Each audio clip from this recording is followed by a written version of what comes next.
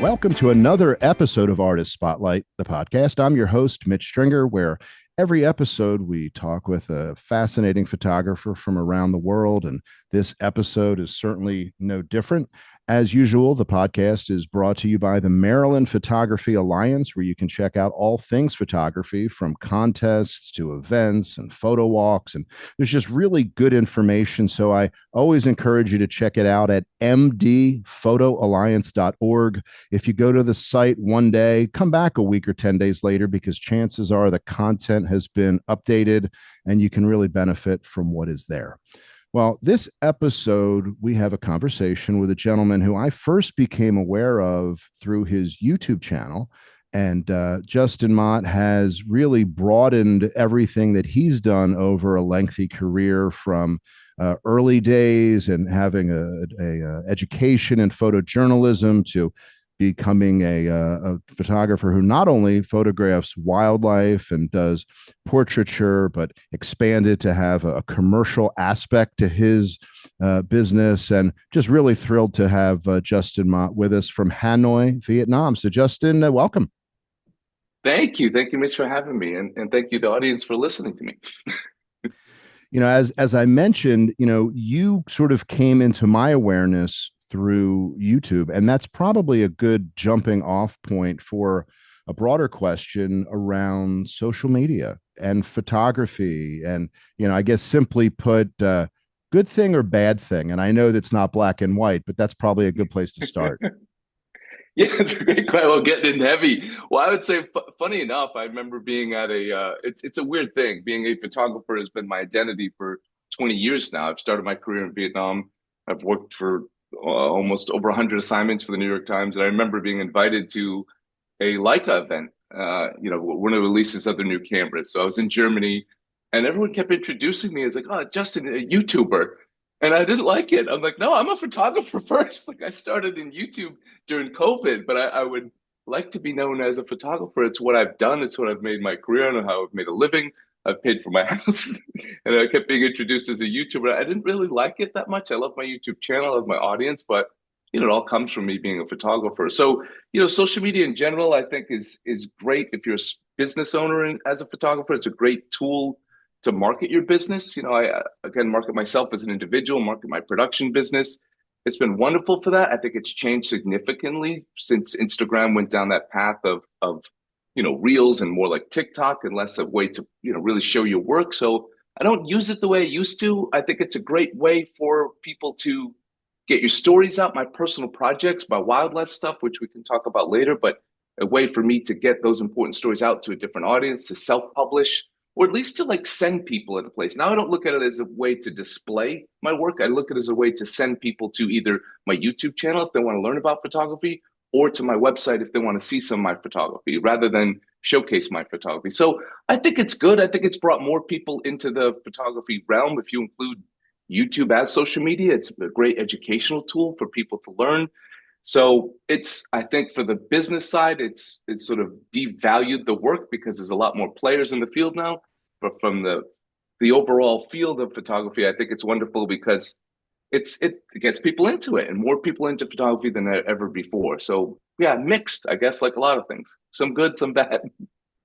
Well, one of the things that really struck me in following your channel, which I do to this day, is you are, number one, I think, a straight shooter. And I think that I've been able to see you talk about your work and things that you're doing. I've seen you talk about gear, and would certainly come across as very genuine opinions about the gear, accessories, etc., that you use and you see valuable for you. But you're doing all this from the standpoint of a working photographer. And I sort of underline that because, a lot of the content, whether it's YouTube or it's other forms of social media, you have folks who haven't bought the gear. They basically say, I'm doing a review. I've had this gear for 72 hours and I have to get it back tomorrow. And that's not, to me, a legitimate assessment of a tool that someone may consider buying. And whether it's a bag or a camera or whatever, I just like the realness from being out there and actually doing this for a living. And I think that differentiates you. And for me, it certainly has. Do you get that kind of feedback from people? Yeah, that's my biggest feedback. And I was quite surprised to get that when I started my channel because I just assumed when I started YouTube, again, during COVID, nothing to do. I'm a hyper person. I like to be doing things. I'm an active person. And when I started, I expected to like research on YouTube and see a bunch of other photographers doing this. And I didn't. And I saw a lot of misinformation out there as well. Like a lot of photographers where I'd say, like, oh, this would be great for this type of work. And then I'd go and look at their website and be like, where's the work that it would be great for that you're selling this camera? I'm like, oh, it doesn't exist. Many don't have websites, I don't mean to devalue people that are out there talking about gear because they can teach you some things. They can go through the specs and there is some value in that. And not every teacher needs to be an amazing photographer. Not every amazing photographer is a good teacher, but I did see just a lot of nonsense. It was so social media. It was like, I just changed all my gear to Sony. And then the next month, I just changed all my gear to Canon. I'm like, wait, didn't you just switch it to? And it's just this constant back and forth. And I also understand it. If you look at numbers, if I do an episode on YouTube and I put Leica or Fuji in the title, it's exponentially larger, way more views. If I just talk about like how to improve your photography through hard work, it's like no one wants to hear it. So, but Tumbleweeds. yeah, and so I would be a little guilty of like, okay, trying that, but I'm like, no, that's not my voice. The same with my photography. That's not my vision. That's not what I want to teach. And I even did. I Many years ago. It's kind of a weird part of my life, but I did a TV show hosted by Canon or sponsored by Canon. And we were kind of teaching that quick thing, like okay, quick fixes, and I saw their reviews, and I didn't like it. And so when I left that TV show and I sort of disconnected from Canon and the way that they want to do workshops and the way they want to teach things on the show, I could become myself. I'm like, oh, this is how I like to teach. I like to slow down. I like to do projects. I like to teach the way I was taught because it's what I know and I feel it's what works for me. And it really made me focus around sort of personal projects and documentary work. And, even anyone that wants to do any type of photography, though, starting a project isn't just for a professional. Anyone can kind of do it. So that's when I started doing mentorships, online classes, workshops, and bundling that into my YouTube channel. And I kind of do it on the side, but it's also my vision for my future in photography too. I don't know where the industry is going to go. So one, it was an insurance policy, but two, it's also just something I genuinely enjoy doing when I could do it my way. And I'm not attached to a brand that says, well, you have to teach it this way. And so slowly, it took a lot of time. I found my people on YouTube, less people complaining about, oh, why buy that Leica? I'm like, why people are so angry about why you buy a camera? I'm like, well, I'm explaining really why. If you watch the full episode and not the first, 20 seconds, this is why I think it works for me. I'm not even a pusher at all. I don't think it works for everyone, but this is why it works for me. Maybe that works for you. Maybe it doesn't. And oftentimes I like to talk people out of it if it's not the right fit because, a Leica's $9,000. So if you want to invest in that, if it, and I don't, I don't like to be attached to brands. I like to be, I do have some affiliations and I like, but there's separation, there's separation of church and state. So I think I need that on my channel. I think it's rare to have that. And I think that is, yeah, to answer your question, that is sort of the biggest feedback, most positive feedback I get. It's like, it's nice to hear from a working professional. It's nice to hear your honesty and people really appreciate that honesty. And I think that's why I don't grow like really fast. It's been slow, steady growth and consistent growth, but that's also fine with me. I don't care about the numbers. I care about the quality of the viewers I have, and it's a very engaged audience, and they like the things that I like to talk about. So that's a great fit for me. Yeah, no, that makes a lot of sense. You certainly have the staying power of the people who watch your channel and hear what you have to say.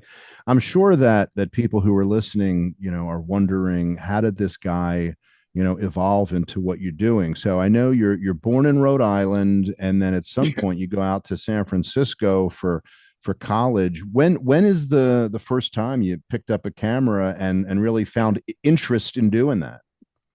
Yeah, I started in San Francisco. I was a bartender out there at 21 years old. It was an interesting time. So it was around 1999. The stock market was booming everywhere. Dot coms. Everyone was a millionaire except me on paper. Um, and my brother worked for an advertising firm, and he's just like always just telling me like, come out to San Francisco. You love it out here. And I was going to community college in Rhode Island. I don't come from money. My mother raised four kids on her own. And I couldn't afford to go to school. So I said, okay, I took a year off. All my friends went away to college. I was stuck with the kids that stayed around that were into bad things that I wasn't into. So I decided, yeah, maybe I'll take my brother up on that offer. I flew out to San Francisco, a one-way ticket that he bought. I had 200 and something dollars in my bank account. I got a bartender job out there, and I just started to go to school a couple of years later. So I went to school in like my mid 20s. I went to school for journalism. I enjoyed writing. I was a big Kerouac fan. So I was like, oh, I Oh, want to be a wow. writer. I was romanticizing about that. I was like, I have a Kerouac tattoo on my hand, a quote. And I was just like, well, you know, let me explore this. Let me explore. Once I was a resident of San Francisco, school was affordable. It's like a few $1,000s a year. I could cover that. I was working two doubles a week, downtown bartending, had a pretty good consistent job. And during journalism school, in journalism school they had a sequence. You could major in photojournalism. And oh my goodness, when I took that class, I fell in love. And I realized how my brain works. And every time I had to sit for a lecture, I would fail the class. I would try to focus. I couldn't focus. Like I would take caffeine before, and anything over an hour, my brain would just shut off. And then photojournalism was like, oh, here's a camera, go outside. I'm like, oh, and I just thrived. Everything was like, I'm on my feet. Everything was new. It was active. I was doing things, and I got all A's, and I started to like, oh, I'm good at this, but I also love this. I'm a very curious person by nature, and this allowed me to explore. And I got very lucky that I fell into a program with a really good teacher. My teacher was Ken Cobre. He wrote the book on photojournalism that it's like the only textbook, as far as I know, in the United States on photojournalism alone. And he was just a great teacher. Like he was a photographer at the Boston Globe. He pushed us so hard. He was one of those teachers that in like photo two, he said, or photo three, he said, okay, how many, raise your hand like first day. If anyone's here took this class last year, like 75% of the people did, because that's how hard it was. And, he pushed us. And San Francisco had serious, we had to do serious issues, needle exchange, homelessness, drug Oh, addiction. yeah. I'm like, whoa, this is like, and so just before that, my family had all chipped in. I have wonderful siblings, wonderful mother. They all chipped in and bought me a little Canon two megapixel digital elf. It was just Oh, like wow. An it was elf. that. That takes me Yeah, I back. had a little elf, and Wow. then I graduated, but it was it was so new. It was digital. I had that little Yeah. like a 1 inch screen, and I could see the pictures, and I was like, wow, this is amazing. And so I would on my off day because I had a Monday through Friday bartending gig, which is rare, but it was attached to the financial district. So on Saturday, I would go out and I would just like, I would go out, I would walk around the city with my little camera, and then I'd go have a beer, and then I'd go shoot some more, and then I'd go have another beer, and then I'd go shoot some more, and I'd wander the city and just shoot street photography.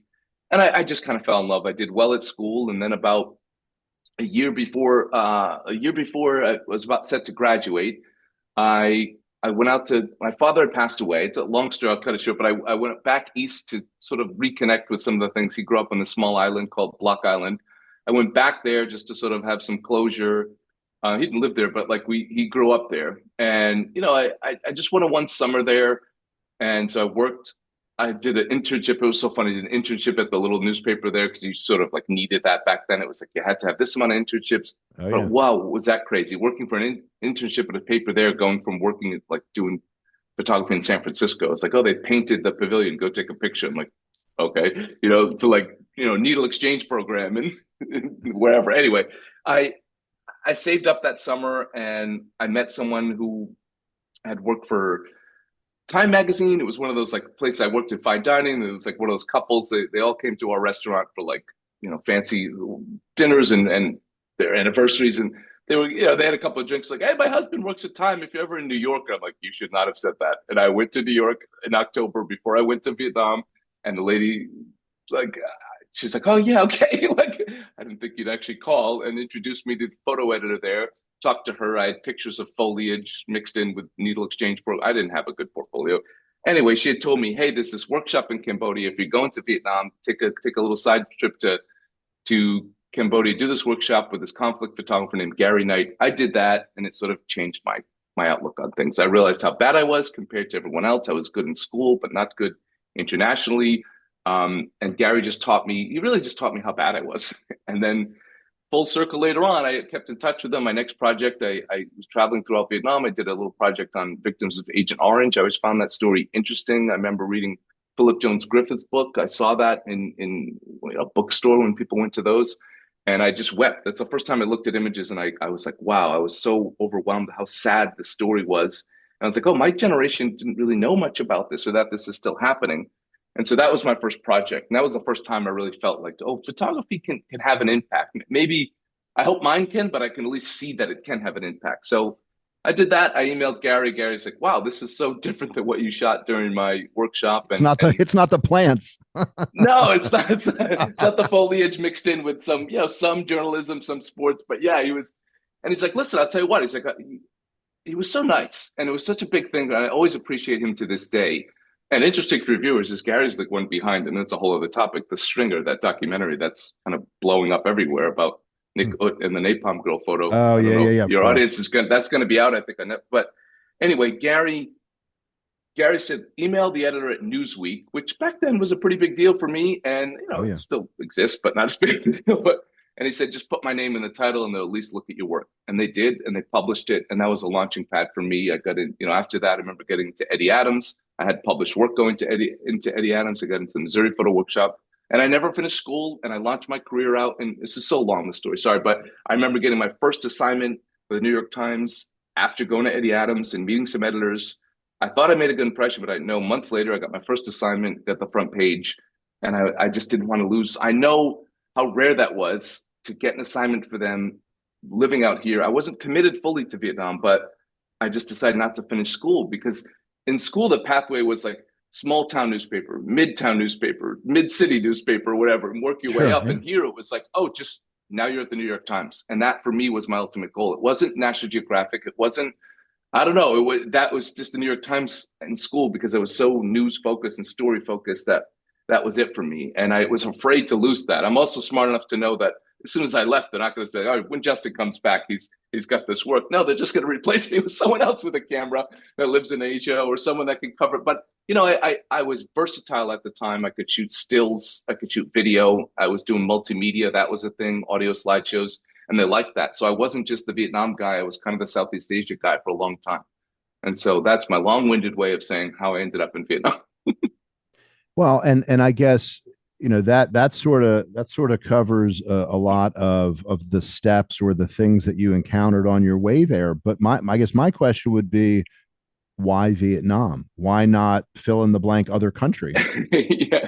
I skipped over that part. Was I wanted, Kerouac inspired this like go attitude, right? Of just travel somewhere, just see what it's like. When I moved to San Francisco, that was the first taste of that. It's like, oh, I can do this. Small town Rhode Island, San Francisco. What's next? What's next for me? And Sure. I bartended with this guy who it was interesting. He was a bartender in downtown San Francisco, quite famous in that little area. His name was Paul, but everyone called him Doctor. And he was a Vietnam vet, and he was a big New York Times guy, and it was kind of two worlds coming together. And he was very supportive of me when I was going to school. He'd cut out clippings for the New York Times. He was interested in Vietnam. He'd tell me about Vietnam. He was a vet that liked to go back there because he loved the country, and he had this connection that oddly enough he made during the war, and it just always kind of struck me. I was like, oh, that could be interesting. That would be interesting to go on this trip. And then, yeah, timed with my father passing away, saving up some money, being a little bit like burnt out of school full time, work full time, just saying like, let me take some time and just see what would inspire me. And when I came to Vietnam, wow, was I inspired with my camera, and wow, was I uninspired back in America. I just was like, I love my country, but I wasn't.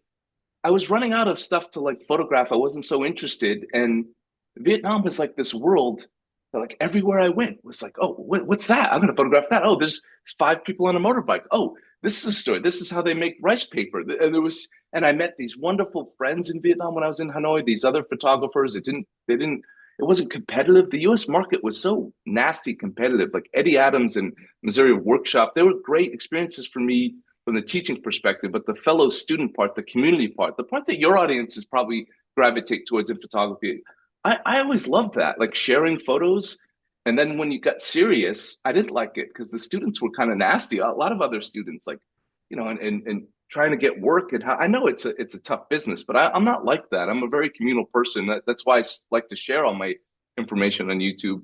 And Vietnam was that. These guys would just pick me up. I was here for like 2 months, and they would say, "Oh, Justin, I'm outside your hotel. We're going to this village." I'm like, "How many days? Where? What?" Just pack for the night, okay? And we'd go and we'd share. We'd go to coffee shops. We'd look at the work together, and it was just like it was very communal. It was very fun, and it was very new and fresh. And then here I am, almost 20 years later. It's still fun and it's still fresh to me. I still get excited to take my camera and go out and shoot. So I'm very lucky to have found the place that I love, that I'm inspired by. I'm inspired regionally. I'm very privileged to be able to travel all over the place for work, but right out my door, if you could see out here, I could go out and shoot and be happy with what I come back with. And I'm always learning something new. And I love that. And yeah, I also got married here and I'm here, own an apartment here and I'm fully committed. But yeah, I never thought that would happen. I thought it was going to be like a few months and I never really looked back.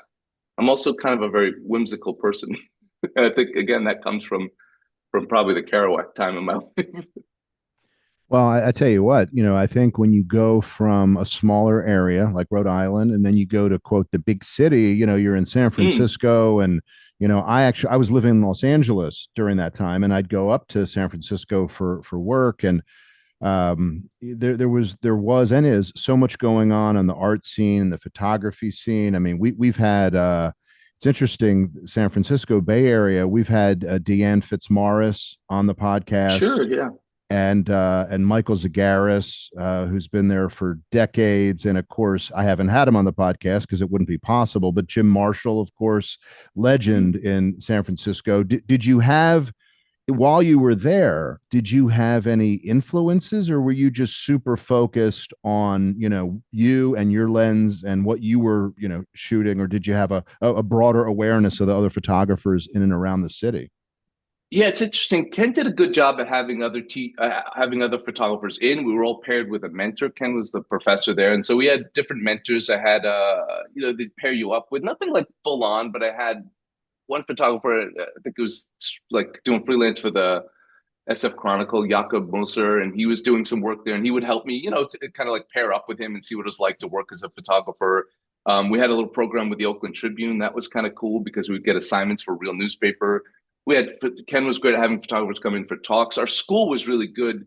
Ken was good at making us think like, hey, we're a small school, but let's compete internationally. So he drove it in our heads about at the Eddie Adams workshop, and that was such a Mhm. big deal for us if you're a photojournalism student to get into Eddie Adams and helped us really like come up with a project, edit a project, and pitch for it. And the Missouri Photo Workshop as well. And I won the Missouri Photo Workshop scholarship, and that was funny because it was the Nikon Emerging Photographer Scholarship, and I had to strike that from my resume when I got on a show for Canon because it was Of like, oh, you course. can't have anything Canon related. So they made me Of remove it. course. I just now am putting it back on my resume. Like, yeah, that was cool. I won.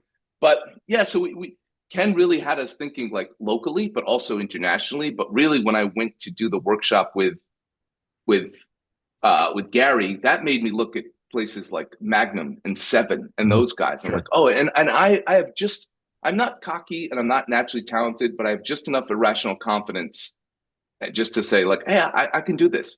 I can just throw enough time and work at it. That's always been my sort of motto. It's just like, hey, just I'm going to move to Vietnam, just make it work. I'm going to move to San Francisco, I'm just going to make it work. I want to be a photographer, just do journalism. I'm going to make it work. And then I do commercial work as well too, because journalism doesn't pay well.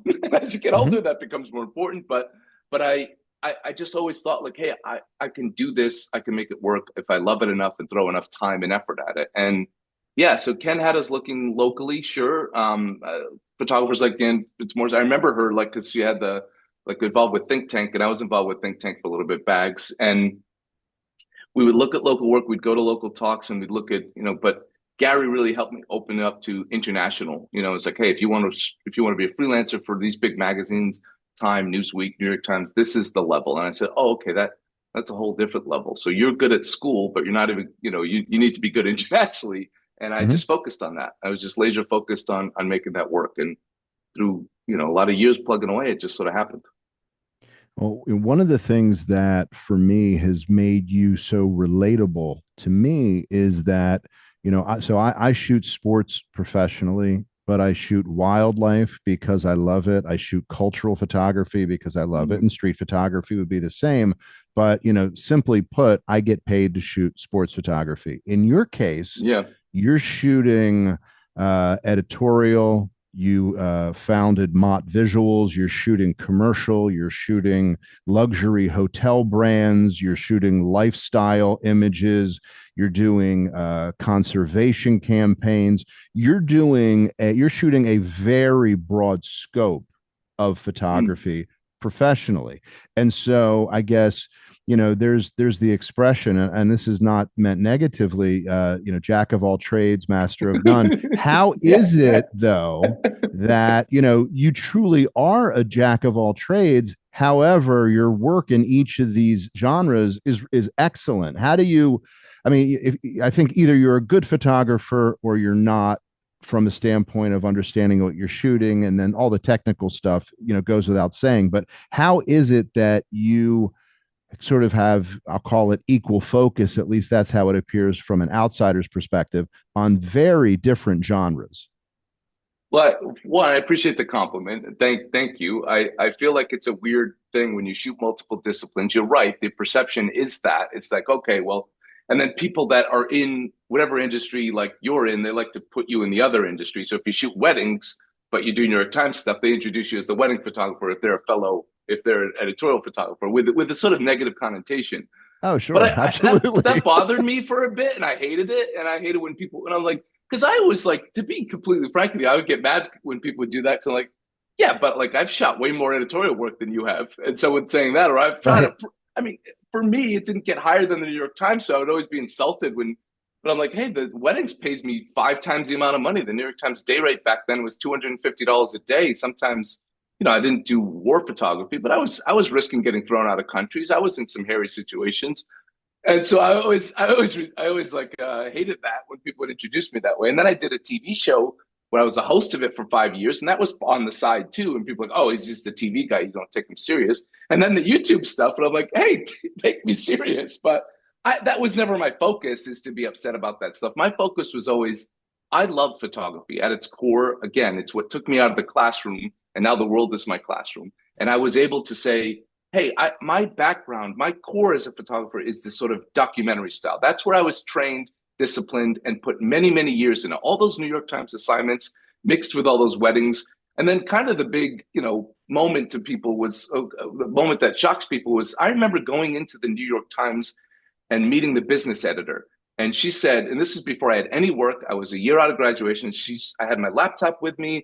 I was nervous. The big thing at the New York Times is if they pass you around to another editor, it means like it's a good thing. If they stop and you just meet one editor, it just means, hey, you got a connection with that editor, and they don't deem your work valuable enough to see someone else. So the editor at the business section said, hey, do you have any wedding work with you? And I was like, oh, is this a trick question or what? Am I supposed to show this? And because in school we were taught that too. Like, well, that's different. That's different. And almost looked down on it. But wedding photography, and she made this point, it's so damn hard, and it's so much pressure. And it really is journalism. And if you do it that way, completely candid. And I had some weddings, and she looked at it and she was so impressed with it. And she said, hey, if you could do this under that pressure, you can deal with any assignment I can give you. And 6 months later, she gave me an assignment. And that always stayed with me. And yeah, and I would say what has worked for me throughout my career and running my commercial business, expanding to doing, commercial documentaries, like corporate documentaries, journalism work, but I also doing video work for a lot of the hotels we do and stills was just, hey, what's your core? It's storytelling. You like natural light. I know how to work with, I know how to work with natural light. I can work with artificial light, yes, but I make it look like natural light. I know how to capture moments in the commercial work. I know how to sort of encourage those moments. Yes, it's a little more set up, but not that much set up. And so that was my style in the commercial world, was take this natural light lifestyle. And I really first sold that to Intercontinental Hotels, which is, under IHG umbrella, which is a luxury hotel brand, one of the biggest hotel brands in the world. And I was like, hey, I can shoot. I was doing Condé Nast work, Condé Nast Traveler and New York Times Travel. And that was like my evolution. It was like New York Times is very raw, unpolished, unscripted, all natural.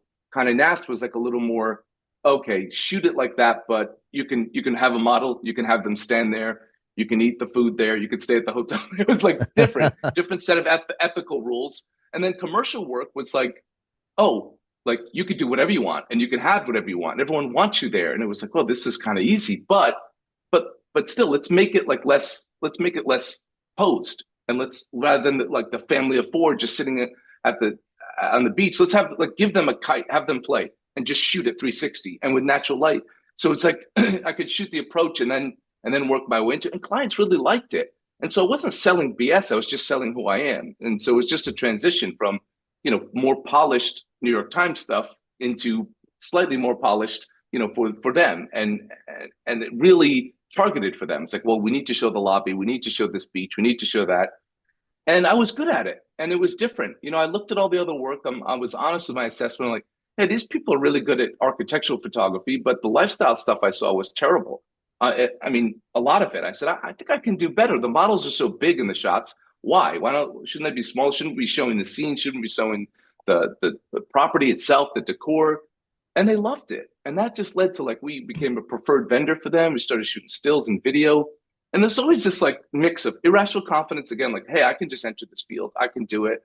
And I'm just excited when I get an idea like that, and I just push through it. And I think, my clients feed off my excitement. And I was confident because the New York Times just gave me that confidence of, like, working on a deadline, working in a situation that people don't want you to be there. You have to get I was uploading photos at cafes in the middle of the night in Indonesia, dial up through a wire, sending 50 photos that would take 4 hours at 3 o'clock in the morning. All that was like, oh, now I could just, here's the photos later on. I could retouch them however I want. I can outsource the retouching. I could set up the shot. I want it to look like this, but I kept a lot of who I was. So that was that balance. And I just applied that to different types of photography. And then even now to this day, I have a few NDA clients I can't discuss, but it's exactly what they hired me for. It's for their company, but shoot it like I would shoot a New York Times assignment in a way, and they like that. And I'm seeing a trend, luckily, and I think as AI becomes very much like, okay, a lot of companies are going to go that way. There'll also be a smaller market, a niche market for companies that want authenticity, and I can provide that. I think, and I think that's what makes me a little bit different than some of my competitors, at least in the commercial market. So I've, like, commercialized my editorial work, and it's Well, been sustainable for me.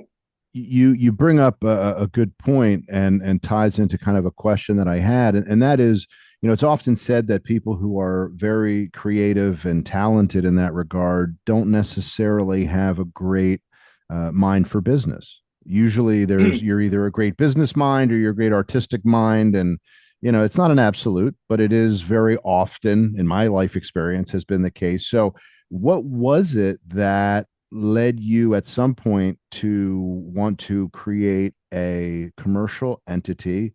Um, Obviously, there's more revenue than the editorial, but still, there had to be a moment where you said, "I'm going to do this." What was there like a triggering event, or what led you to take that leap? Yeah, it's a great question. And just circle back just quickly on what you just Yeah. mentioned too about the jack of all trades. I want to say is probably the most important thing that I left out was that everyone in photography, you go down different avenues, but everyone has their passion, right? And mine was documentary. However, on every single assignment and every job I did, whether it was a wedding that the couple wasn't wonderful, or I was getting burnt out on weddings towards the end, it was the key thing was just always giving it that same effort as if it was my first New York Times assignment. And it sounds cliche, but that's what I did. And I saw a lot of friends, if they shot for like a local travel magazine, maybe it was like their 75% effort compared to if it was for the New York Times. And I always gave it my all because I never knew who was looking. That comes from my teacher who instilled that in me. It's like, you never know. And so I think that's what made me successful in those different disciplines, was giving it my everything, and the effort and the creativity. So I want to throw that out there because I think that was important. It was never talent. It was just always giving it my best. And so, yeah, coming back to, sorry, the other question was about, sorry, hit me again with the other questions. I get caught in Yeah, that thought process.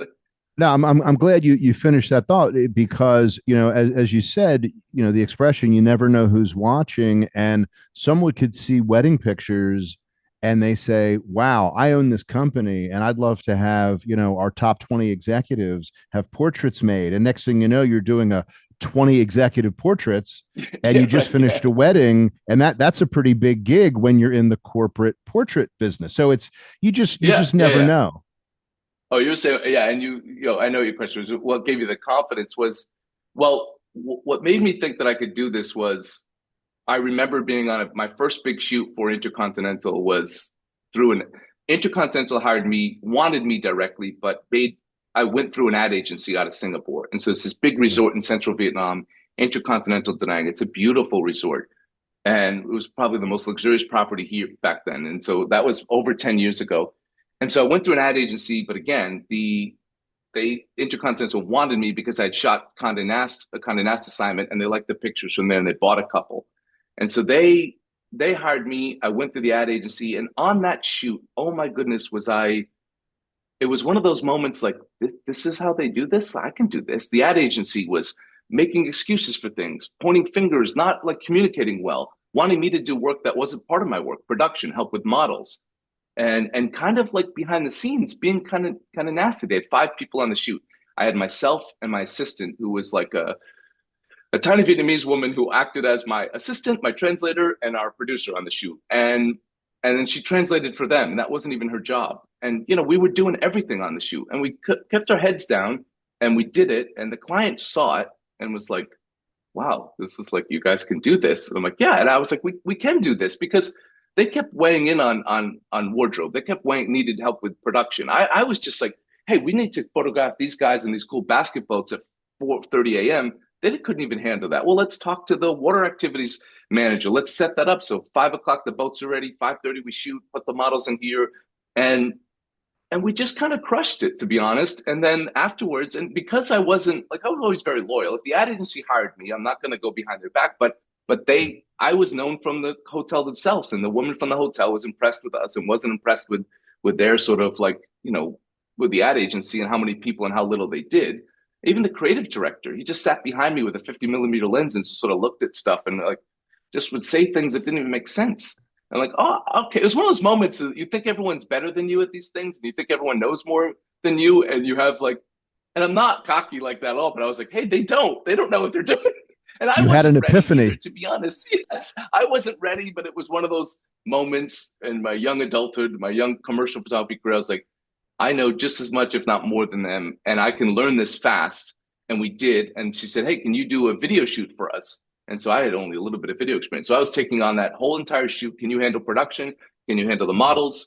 And we were definitely in over our heads. But a light bulb moment for me was we could do this. We did it. It was successful. And then the big moment for me was knowing what I can't do, which is management, contracts, back end stuff. And that's when my wife joined my business. And that's when everything changed for me, because she is everything that I'm not and more. Because she's a That's very great. natural producer. She did production in Vietnam. She was a TV host. She when and in Vietnam, when you run a production, she was be the TV host. She'd sit in on the video editing and she'd produce the shoot. And she knew how to do everything from start to finish and super organized. I'm a relentless marketer, and I'm shameless at self promotion if it's something I believe in. So I could handle that. She complimented me well, and then we would fill in the blanks with other people that are good at things that I know I'm not naturally good at. Video editing, even video production. I didn't know a lot about that, so I would subcontract it, understand what I can understand what I'm not good at, and hire the people that were good at the stuff I'm not good at. And then, but really, my wife, I would never have the confidence to expand my business if it wasn't for my wife. And we're not like a huge business, but we're a small production company. We have 6 full-time staff, and we've been doing this for over a decade now. And we have a little office near my house, and we work around Southeast Asia and even farther sometimes. And I again, I without her, so that's it. Marry someone that's good at what you're not good at and likes doing it too. That's my That's advice. that's that's very good advice. With you traveling all over as you do, you're probably a great person to ask this question for those listening to this podcast, and that is, when you go somewhere that you're unfamiliar with, and at least part of the focus of your trip is photography.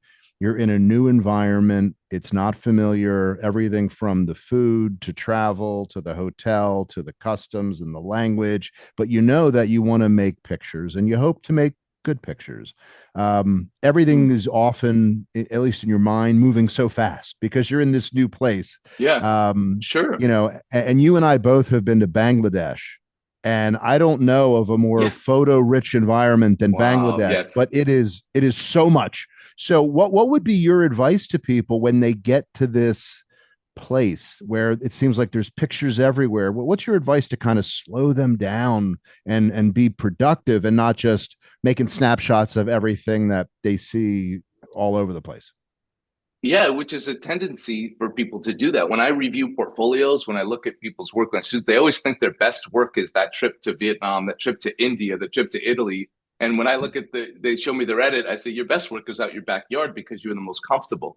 In your hometown, you're very comfortable. And you think those other pictures are good because you just shot and you let the place do the work for you. The conical hats, the colors in India, whatever it is, Bangladesh, everything is interesting there. But it's not a good picture, is it? And I think Right. that's a moment of realization for them. And I think the difference is that when you're a professional photographer, you have to. So you have the motivation, like you have to come back with something different. You research and see the difference between, hey, what are other professionals doing? So your standards a little bit higher.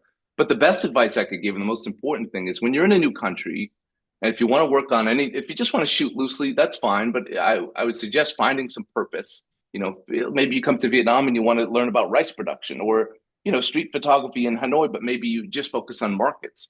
But if you really want to get serious about your photography locally and get access to things, I don't even mean like hard stories, but even just understanding a market, what goes on behind it, is hire a local fixer.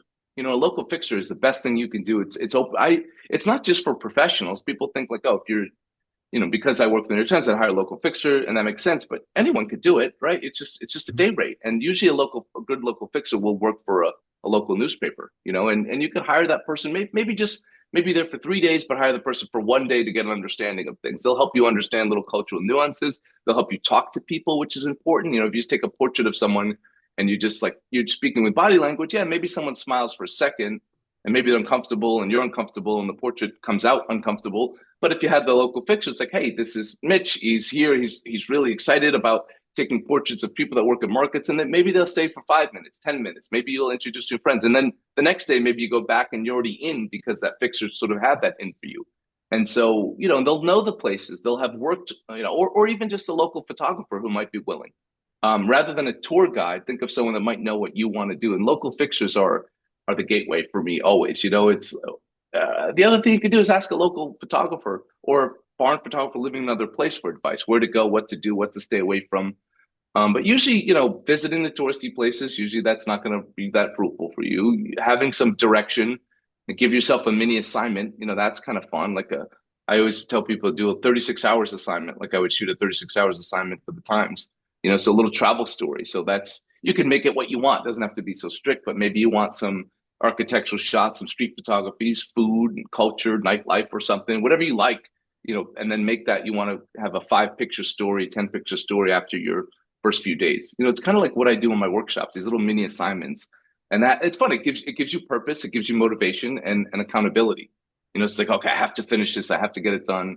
And I always find that motivating. I find what happens with people when they get bad pictures, it's not because they're bad photographers, it's just they gave up sooner than a professional would on a moment or on a place or on a picture. You touched on a key word that I was going to mention, and that is assignments, or in the case that I often refer to people, is giving yourself a self assignment, and that ties into the idea of storytelling. A lot of times people go on a trip, and nowadays more so than ever, here's what I ate. But then beyond that, it's here's the fountain, here's Yeah. here's the whatever. And I feel like if maybe on the flight over, or even as you're getting ready to go on the trip, you think of a narrative that you want to tell Mm. while you're there, and maybe it's a 10 or a 12 picture story, but from start to finish, in a maybe in an order that flows, you're telling a story of visiting fill in the blank place, because otherwise it's just random snapshots. There's no Yeah. cohesive something to it. And storytelling, we hear that term a lot, but I don't think the amateur photographer, even if they're a serious amateur and they love photography, I don't know that they get to a place with the idea of, I want to create 10 or 12 storytelling images. No, it's that's what's missing when they travel, right? It's just a lot. It's just like I'm just going to just go out in the streets and take pictures, and then you quit sooner. You don't have any direction. There's no purpose. Anyone, you treat it like a journalist would. You do a little bit of research, and then you give yourself a little assignment. And the best thing you can do is chase your curiosity. Don't chase what you think is a good picture, which people do. Like, oh, I saw this one guy took this picture, and they're casting the nets out, and everyone gets that same picture. It's like, well, if you're not interested in fishing, you're not going to have the motivation to sit there from 4 a.m. till 9, and then when the lights crap, and then come back again later. But Yep. just so don't chase the picture, chase your curiosity would be my advice. So if you're coming to a place like Vietnam, maybe you're interested in cycling. I like cycling. What's the cycling community look like in Vietnam? Maybe that's interesting. Or maybe you like food. So what's the food thing in Vietnam? Go to the markets, or maybe you just want to focus on pho, or whatever that is, or how food's made. So chase that curiosity, but don't just blind show up and think it's going to work. Like do research. That's when you get the fixer. Hey, I'm interested in how they make rice paper or spring rolls. So where do they, is there a village near Hanoi? Yes, 1 hour away. Okay, let me get a car. Let's go out there. Is there a place to let me photograph it? Yes, there is. You're in a great position, and then, or people go and do workshops where the picture's set up for them. I see that's such a flaw in a lot of these workshops is to teach the workshop as if like to get the photograph that the teacher takes rather than teach them some skills that they can take with them to get the photo afterwards. I always say for a workshop, your best pictures should come afterwards, not during. You can fail during the experimenting. When I did a workshop with Gary, that was it. My best stories came afterwards because I had to process, learn, and adjust. And so I think having a game plan is just as simple as that. When you travel somewhere, have an idea, something you're curious about, research it, set it up, and have a plan B and hire a fixer, and yes, you won't get the touristy pictures, but who wants that anyways? You can get a postcard if you want those, or a travel Right, book. right. It's You know, funny if when people that do that. Yeah. when I look at your pictures, and we'll certainly give people all the resources to take a look at your work, your website, and all that, and I encourage people to do that. What I see is for a given location, for a given story, you are shooting everything from wider environmental photos down to, if not macro, certainly detail images of Yeah. small moments and everything in between. And I love that because sometimes it's those details, even the textures in those details that make you kind of feel like you were there as a viewer. So maybe give a sense for when you're on assignment and you're in a given city and someone says, this is an article about, and I'll make it easy, but an article about Vietnam, or it's an article about Hanoi, even more specifically. And we'll probably use 6 to 8 images, but go ahead and do your thing. We're not going to tell you what to do. We know that you can Mm. bring home 6 to 8 images. So if you get that assignment, what starts swimming around in your head as far as the types of images that you want to make for that article, that general travel article about what it's about when I go to Hanoi to see the city? Yeah, it's a good place to start, and it's a good question. I think everything I shoot, it's always like, what's my wide, what's my mid, what's my tight, and then that could be of the same scene, it could be different scenes. It's a travel Mhm. story. I need the one shot. I need the shot that brings you to Vietnam that says, if the story is just about Hanoi, fine. I want a shot that really brings you to Hanoi. That could be done through a detail shot, it could be done through a wide. It's easier to go with a wide sometimes, or at least at first glance it is. Like get up high in a building, look down the city. But yeah, what does that really say about Hanoi? Is that Hanoi or is it different than Ho Chi Minh City? I have to think about a more knowledgeable audience too, not just someone that's like, oh, it's just an Asian city. Which Asian city? And so, my approach is always, when I get hired to do a shoot, it's a day rate, so I give them a day. I'm up first thing in the morning. My plan is shoot in good light, go to the location that I've researched that I think could best tell that story, and then I work scenes down. I allow time to get exactly what the writer wrote about, and then I allow time for myself to just sort of shoot street photography that relates to the story. Because I think no matter what, if I shoot street, it's so authentic. So it's just like downtown Hanoi.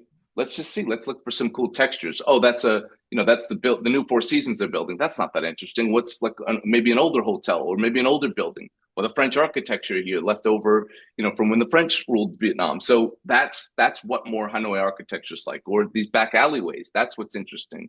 And then I look at the people, and then I just spend time, and I kind of work it. And throughout the day, I'm taking mental notes of, okay, I've got something that says that already. Let's focus on time. Time management is so important. What I don't have a cool detail shot, to support that. And then I think about sequencing images too. Okay, that color and that texture at that market, that yellow, maybe I can connect that with another image that's with the architecture, and or a different texture, or and I try to think of it in my head. It's all kind of happening. Like, what's the layout going to look like? And then of course the editor can pick something completely different, and you're Sure. like, oh, I thought so deeply about this, but at least I know I tried and I put the effort in. Sometimes they see it, sometimes they don't. But I think a good editor, and any assignment, they'll appreciate that you've given them the option. So I'm always thinking about options. Different editors like different things, different layouts. And so my approach is really just, yeah, let's look at things wide. And when I say wide, I don't mean like with a 16 millimeter. I shoot a 35 millimeters wide for me, most of the time. I probably shot most of my assignments, almost everything on my website was probably shot with a 35, whether that be the Canon 35 from the early days, the Nikon 35 from my short stint with them, to recently Sony and Leica shooting with a 35, Leica lens and a like Sony 35, which I use Sony for commercial work, Leica for editorial work. That's kind of my breakdown for gear. But and so that 35 is like, I'm going to get close for that detail, maybe a 50 sometimes, but I'm gonna work in it. Look for the little spots, and the important thing is don't get too caught up in your head about what the layout's going to look like ahead of time. Let it come to you, and that comes through experience of time. But it's like, okay, stop and look around. If you just have your camera up to your eye all the time, you don't necessarily see your surroundings. So if I'm in that market, it's, yeah, okay, this is a wide, but let's look granular. What's going on? Oh, that the little like corrugated steel over there, that's kind of interesting. Or this person selling, all these shoes, but like they're selling like all these secondhand shoes. Maybe they're knockoffs of a certain brand or whatever it's big, but like they're not wearing shoes, and that's kind of a cool shot because they've got 100 pair of shoes and they've got no socks on and bare feet, and that's kind of a cool little detail shot on there, or Tells a story. it, Yeah. yeah, it tells a little bit of a story, and I'm just looking, and then and it's always focused like, okay, what did the writer mentioned for me, because that's come from my background. I've always had that direction. But like when I did my Rhino story, it's more, okay, this is my story. This is me. I mean, it's their story, but it's me telling the story. So I don't have to like listen to what the writer mentioned that they do this. I don't have to have that for coverage. I can say, okay, hey, this is cool little silhouette of the Rhino caretaker in front of the Rhino. And that's like more genuinely me. So when I look at a story like that, it's more of just watching. It's going in without a lot of preconceived notions. You're going to have them, of course, in your head. You're going to be, I want the caretaker with the Rhino. That's my shot. That's my shot. Sure. But maybe the shadow is the interesting shot. Maybe when the guards pass by with the assault rifle, that tells the bigger story. That might only happen once every few days. And so that's the shot when they're talking with the caretakers and they're doing their patrol, and I could step back and shoot through them. Or maybe after day 4 or 5, oh, this caretaker has quite an interesting face, and maybe I want to show the protection of the rhinos, and I saw the thorns, and so I do a portrait of him in front of the thorns. So it's just slowly, the more time I have, the more I can piece together this story at a deeper, more intellectual and more creative level. The one day assignment's more like it's all that but condensed, and that is what I think I'm best at, and that comes from the wedding photography and it comes from the journalism background. But I often have to do that in commercial work too, and nowadays video is a priority. So I might be paid a good amount of money, but I'm ghosting, shooting secondary to a video team. So I've got to get quick shots in a video, but they have to be at that level for whatever company I'm shooting for, at a high level. And that's where I kind of thrive, and that's because of my background. So yeah, it's the biggest takeaway I would say is just don't have too many preconceived ideas, and really spend time just like observing, looking, and always ask yourself the why. Why am I interested in that? And then why am I choosing this lens? Why am I photographing that? And what's the best way to do it?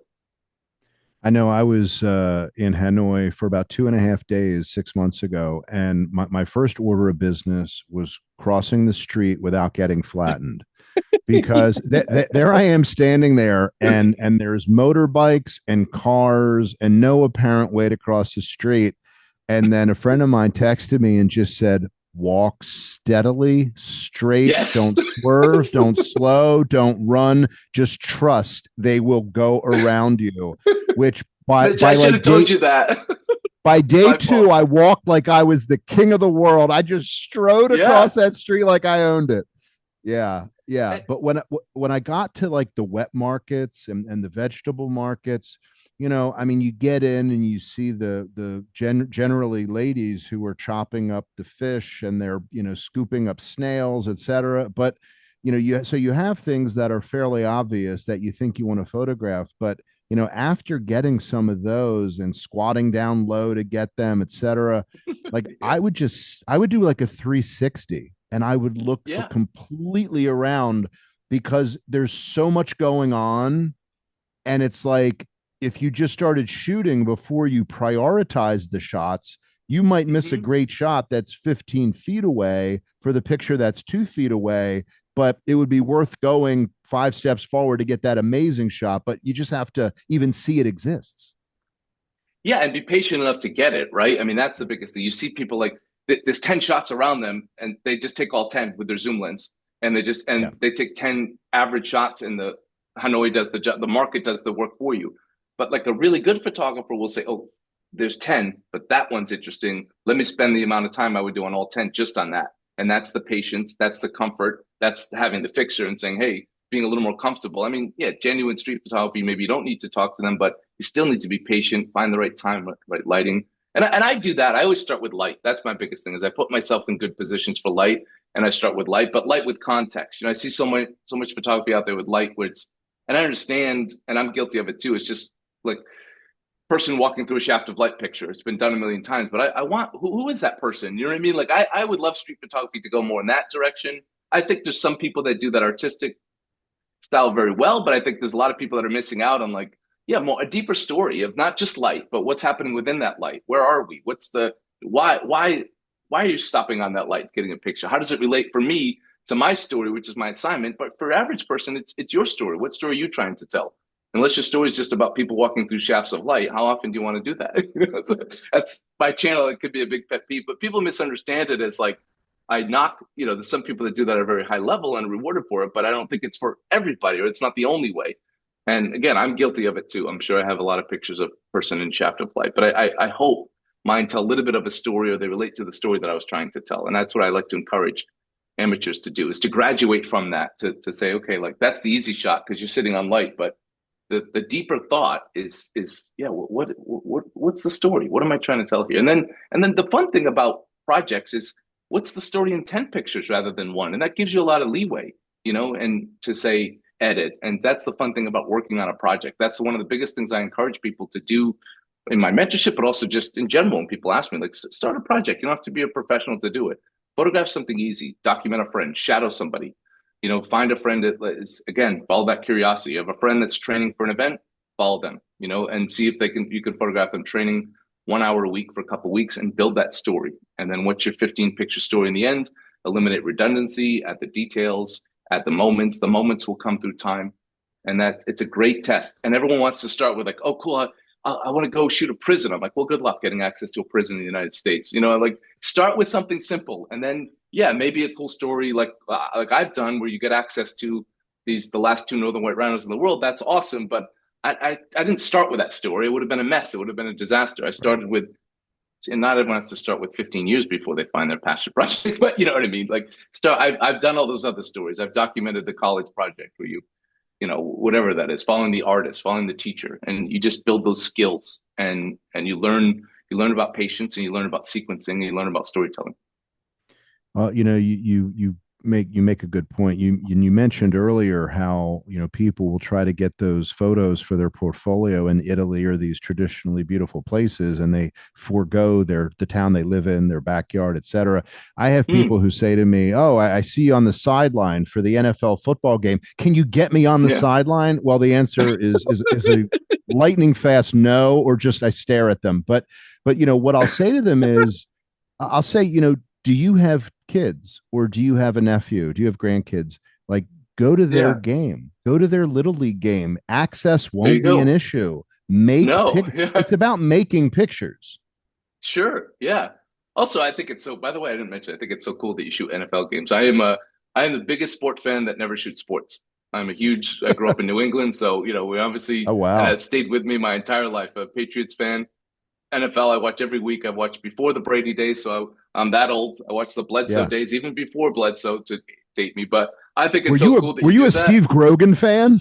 Yes, Grogan. Yes, we're Ah, dating ourselves. yes, Yes, yes. I watched us lose to the Bears in the Super Bowl and all that. But I've been nice. through it all, and I think it's so cool that you do NFL games. I would have always wanted to shoot an NFL game, but I'm not. I know that I'm wildly not qualified, to do it. I wouldn't know where to start, where to anticipate. I shoot everything with a 35. It would be terrible, but I think it's so cool that you do that, and it's such a weird thing. I I've never really photographed sports at like a not even a mid level, never mind a high level. But I like sports stories, but I've never photographed like big events like that. I think it's so cool you do that. When you're not working, are you the guy who goes out with your wife or you're out by yourself just running errands or whatever you're doing and you have a camera on your neck? Or when you're not working, is a camera maybe the last thing you want to have with you? Oh yeah, I think I used to be really for a long time. I was always the guy with the camera. My wife sort of gives me crap about that now. She's like, "Hey, you didn't take now she says I don't take good pictures of her because I'm exhausted. I Right, was there's that, exhausted. right? I think I took I think because I do so much with the different types of photography that I still do. I have my little Ricoh GR. This is my pocket, like an actual pocketable camera, which I do take with me more more than I have recently. I've been doing it like the last year, but I used to always have it with me. And now I'm trying to find that spark again. And it's hard. I think I still love my work and love what I do, but I'm taking so many pictures that some days I just want time off. And I am guilty of taking the phone out when I shouldn't and take pictures, but I'm trying to find that more because yeah, I'm doing assignments, I'm teaching workshops, and then I'm talking about photography on YouTube. I think sometimes in my free time, I just want to sit with my dogs. You know who I am, to be honest? I'm the guy who takes my camera out to take pictures of his dogs. That's it in my house. So a nice shaft of light comes through my house. I take pictures of my dogs. I'm that guy now. You're back to the light and shadow again. Right. Dogs Within Light and Shadow is my next book. But yeah, so I'm trying to find that spark. I try to take it with me as much as possible, but oftentimes when I'm back home from in between jobs, and I am trying to spend more time at home and be more selective in my work, I and that I'm hoping will give me more time to go out and shoot what I love to shoot. But really, like my version of that is my personal projects, and that's what I do now. Is I don't pitch them to anyone because I want them to be pure. I have this long project, Kindred Guardians, where I'm focusing on human relationship with animals, and I just find little stories like that, and that's my time with my camera for me. Whether they go somewhere or publish somewhere, I don't know, but I'll give them. I donate them to the organization. I try to put them on Instagram and raise awareness for whatever cause, and that's what I do now. I need to find a little bit more of that. It's just time gets in the way, but that's like me at my purest is photographing stories about people helping animals. That's like my happy zone. But I'm also aware that like anytime I'm getting paid to take pictures is pretty cool. I'm pretty happy. And so if I ever get snooty or ever get burnt out, I just remind myself of like someone's paying you to take pictures of something that someone's doing that you wouldn't want to do. So, so like this is fun. Not always. I guess the animal stuff is interesting, but even that's such hard work. And so I'm very, very lucky to do that. And I appreciate that.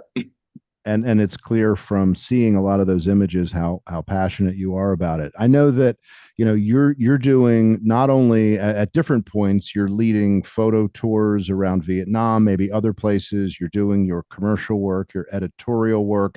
You offer mentoring for photographers who have interest in kind of like one-on-one, kind of stuff to improve. Mm-hmm. And I know that people are just going to want to be able to follow you generally. So from the standpoint of social media, websites, etc., where's the best place for people to see what you're doing and what you have going on?